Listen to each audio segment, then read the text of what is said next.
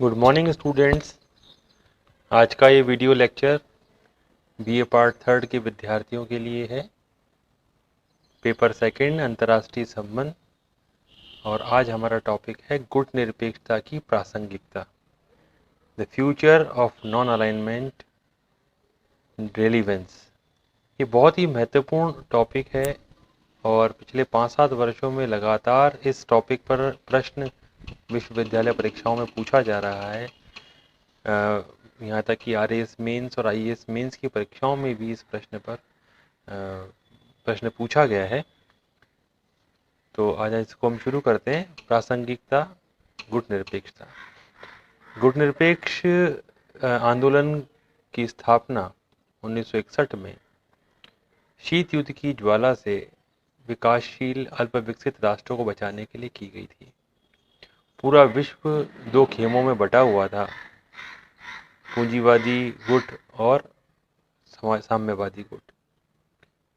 जो Asia, Africa और Latin America के नवोदित राष्ट्र थे, उनके सामने कोई दो ही विकल्प थे कि या तो वो अमेरिका के पिछलग्गू बन जाएं या वो साम्यवादी रूस के सैटेलाइट के रूप में काम करें। परंतु गुटनिरपेक्ष आंदोलन ने इन नवोदित राष्ट्रों को एक नया मंच प्रदान किया, जहां पर ये इन दोनों ही गुटों से पृथक रहकर अपनी स्वतंत्र विदेश नीति का अवलंबन कर सकते थे, सैनिक गुटों से पृथक रह सकते थे, अपने तकनीकी आर्थिक विकास पर ध्यान दे सकते थे, विश्व शांति और व्यवस्था बनाए रखने में अपना योगदान दे सकते थे। इसी उद्देश्य से ये आंदोलन शुरू किया गया था। 1990-91 में सोवियत संघ का विघटन हो गया, साम्यवादी विचारधारा का पतन हो गया, साम्यवाद कब्र में दफना दिया गया, सोवियत संघ शक्तिहीन हो गया। अब उस खेमे में इतनी ताकत नहीं रही कि वह अमेरिका के साथ शीत युद्ध में दो दो हाथ कर सके। ऐसी स्थिति को देखते हुए जो 1991 के बाद में गुट निरपेक्षता के जो सम्मेलन हुए, उन सम्मेलनों में कर्नल गद्दाफी ने एक बार कहा था कि जब शीत युद्ध समाप्त हो गया है तो अब गुट निरपेक्षता का क्या औचित्य है। हमने जिस उद्देश्य से ये बनाया था वह तथ्य ही अब समाप्त हो गया है। अब शीत युद्ध की जैसी स्थिति है ही नहीं, तो अब गुट निरपेक्षता अप्रासंगिक हो गया है। अनेक सम्मेलनों में ये बात लगातार उठती रही, परंतु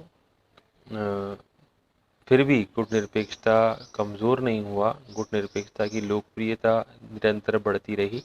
लोकप्रियता के साथ साथ उसकी सदस्य संख्या में अभूतपूर्व वृद्धि होती गई। आज संयुक्त राष्ट्र संघ के 2/3 सदस्य गुट निरपेक्षता के सदस्य हैं। गुट निरपेक्षता ने कमज़ोर और छोटे राष्ट्रों की स्वतंत्रता को बनाए रखने में महत्वपूर्ण योगदान दिया। विश्व के पूर्ण ध्रुवीकरण को उसने रोका।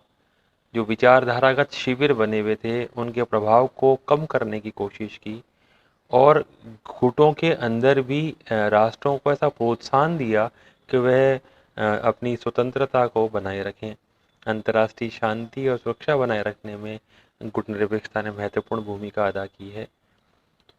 इन सब तथ्यों के बावजूद अगर कर्नल गद्दाफी ऐसा कहते हैं कि ये अप्रासंगिक हो गया है या एक ये अंतर्राष्ट्रीय भ्रम का मजाकिया आंदोलन है, ऐसा शब्द उन्होंने काम लिया था, ए funny movement of international policy.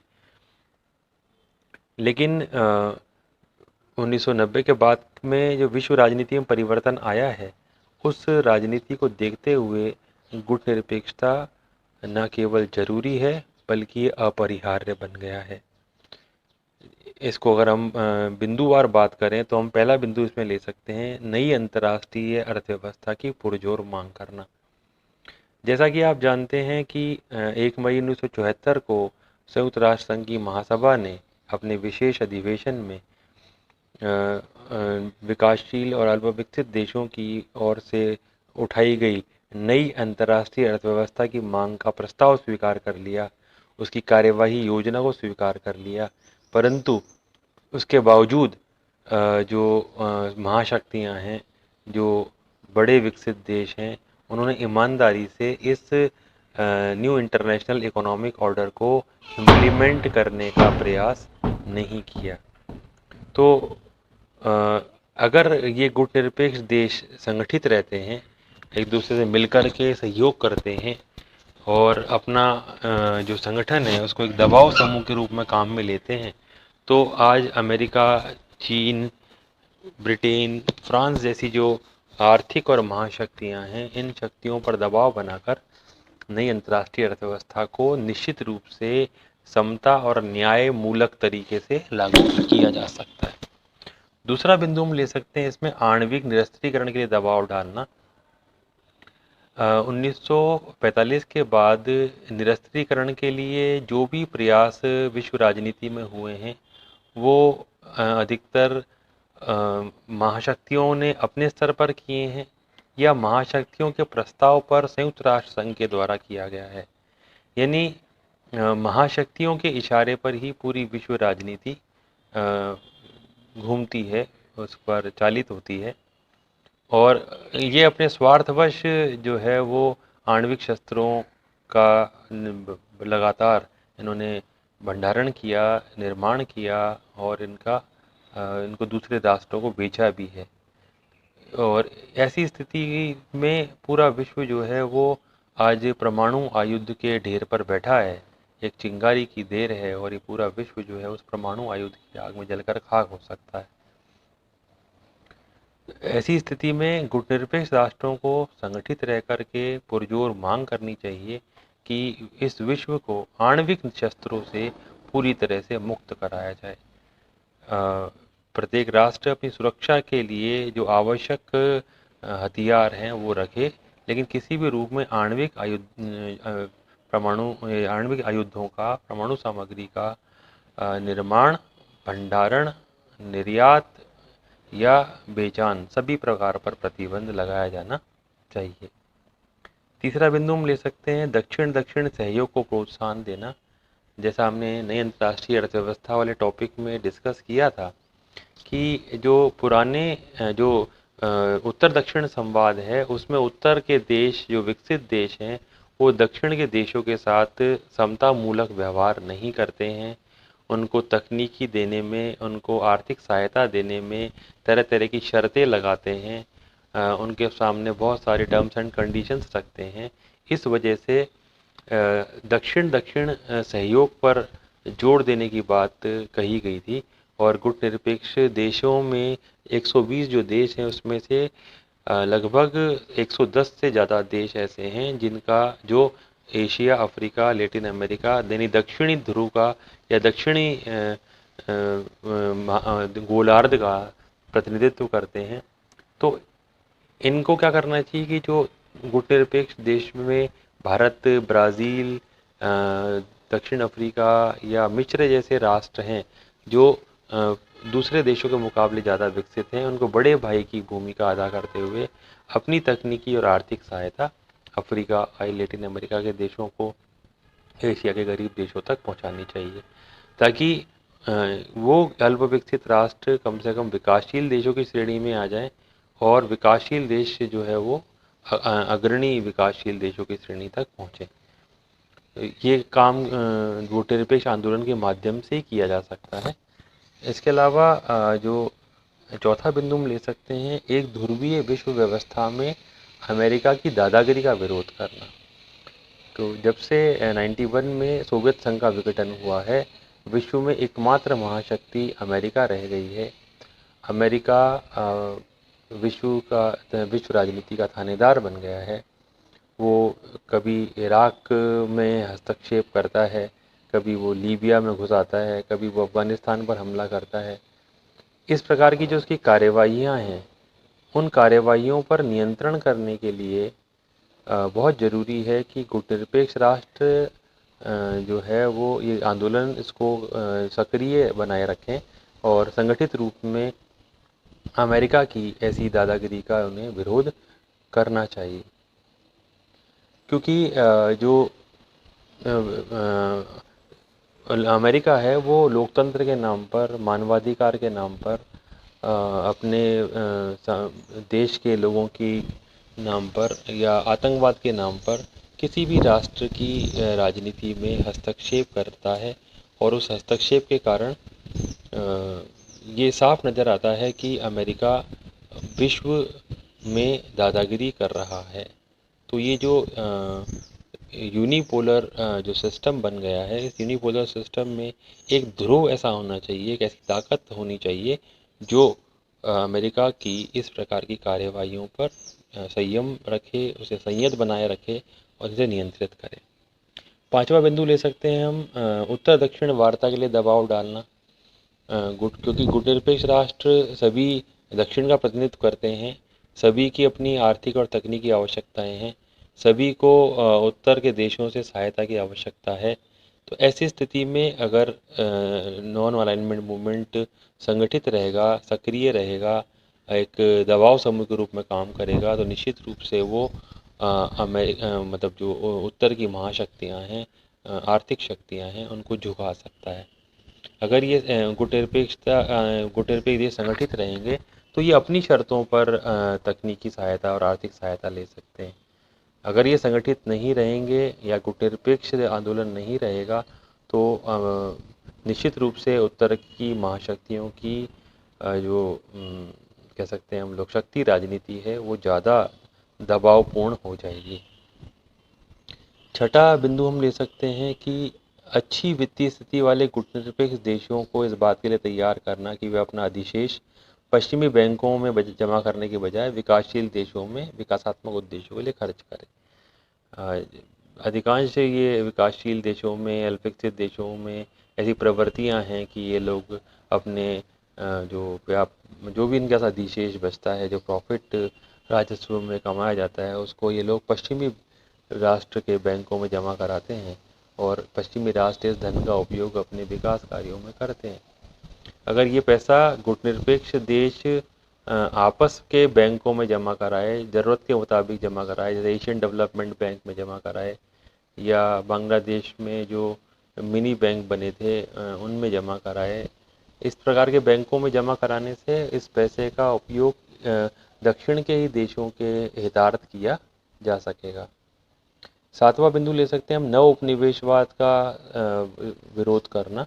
जैसा हम देख रहे हैं कि जो पश्चिमी शक्तियां हैं, उत्तर के विकसित देश हैं, इन्हें अब आज की स्थिति में इनके पास तकनीकी जो विकास है इनका चरम पर है। बहुत तेज़ी से ये लोग उत्पादन कर रहे हैं और बहुत तेज़ी से उत्पादन करने के कारण के बाद में इस उत्पादन को बेचने के लिए इनको बाज़ार की आवश्यकता है और ये बाज़ार जो है वो दक्षिण के देशों में ही उपलब्ध हैं। हम यूँ कहें कि ये गुटनिरपेक्ष राष्ट्र जो हैं वो सब के सब बहुत बड़े बाज़ार हैं, जिनमें भारत विश्व का दूसरा बड़ा जनसंख्या वाला देश है।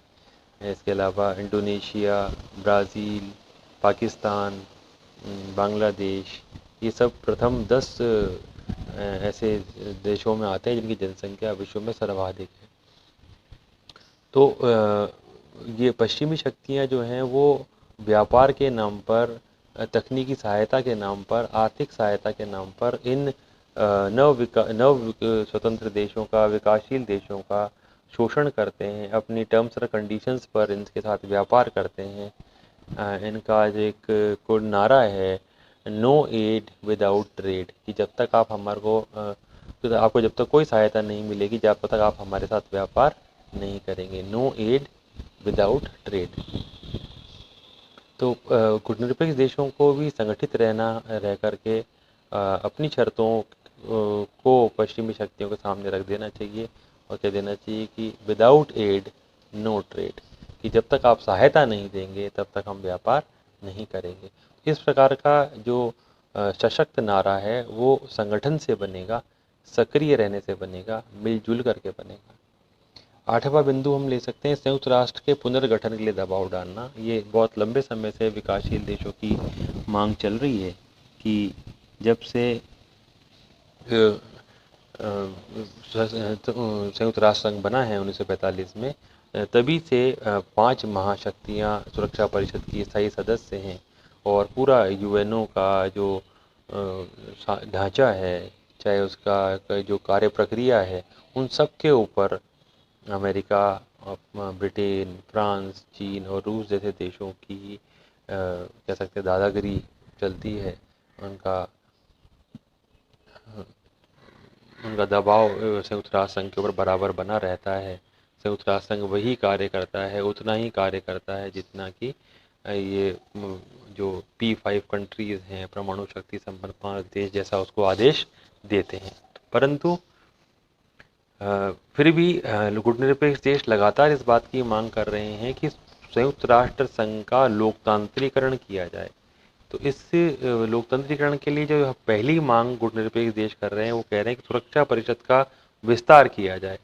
सुरक्षा परिषद में 5 स्थायी सदस्यों की जगह 15 स्थायी सदस्य रखे जाएं और उन जो 10 नए स्थायी सदस्य बनाए जाएं, उसमें एशिया, अफ्रीका, लैटिन अमेरिका से भी कम से कम 2-2 प्रतिनिधियों को इस सुरक्षा परिषद की स्थायी सदस्यता में शामिल किया जाए।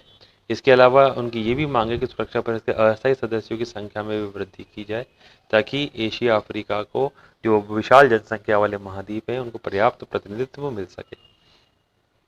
संयुक्त राष्ट्र संघ की महासभा में प्रत्येक राष्ट्र एक सदस्य वोट देता है और 5 सदस्य अधिकतम वो चर्चा के लिए, प्रस्ताव के लिए भेज सकता है।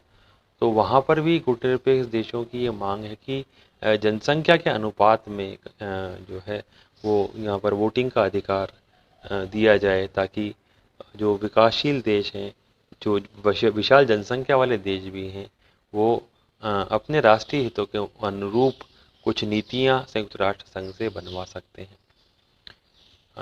इसके अलावा संयुक्त राष्ट्र संघ की जो अनुषंगिक संस्थाएं हैं, उन अनुषंगिक संस्थाओं में भी गुटनिरपेक्ष देश बढ़ चढ़ करके भाग लेते हैं, बहुत अच्छा कार्य करते हैं। परंतु उस रूप में जो सहायता संयुक्त राष्ट्र संघ से इनको मिलनी चाहिए, वो इन्हें प्राप्त नहीं होती है। तो ऐसे हम ये 7-8 बिंदु के आधार पर गुटनिरपेक्ष देशों की प्रासंगिकता को स्पष्ट कर सकते हैं कि चाहे सोवियत संघ विघटित हो जाए, चाहे विश्व में एकमात्र महाशक्ति अमेरिका रह गई, परंतु अमेरिका पर दबाव बनाए रखने के लिए, अमेरिका को संयमित रखने के लिए और विकासशील देशों के कह सकते हैं हम लोगों उनके फ्यूचर के लिए ये बहुत ज़रूरी है कि गुटनिरपेक्ष आंदोलन सतत रखा जाए और इसे और प्रभावशाली बनाया जाए, ताकि विश्व राजनीति में ये एक अहम भूमिका अदा